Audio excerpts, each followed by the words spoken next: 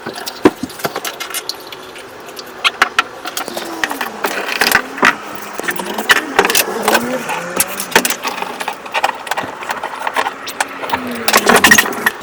Kids Corner!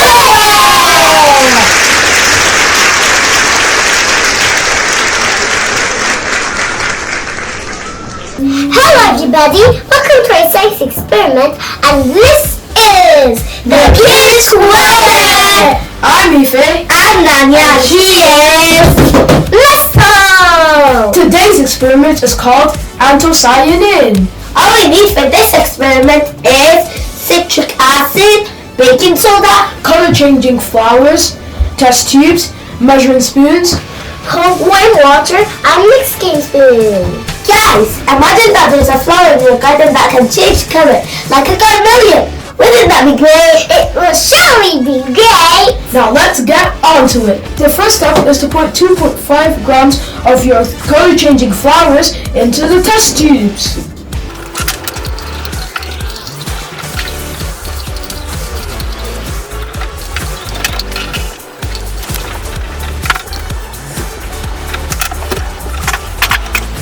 The next step is to put 40 milliliters of warm water into the test tubes.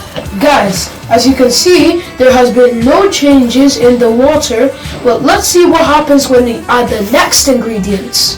The next step is to put 2.5 grams of baking soda into the right test tube and citric acid into the left.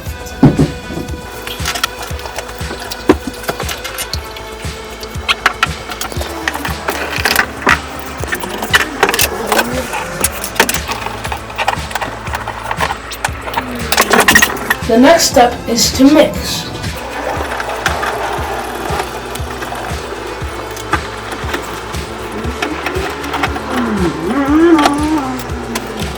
Guys, let me tell you what's happening here right now. Did you know that the color-changing flowers have a special substance called anthocyanin?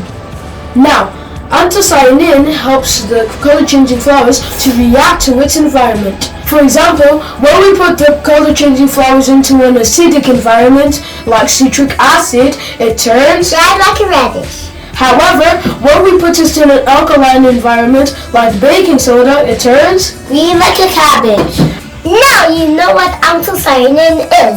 It basically helps color-changing flower react to its environment. Like our social media channels. Share and comment. Subscribe if you want more. Remember, this is The Kids Corner. Bye-bye. See you next time. Bye.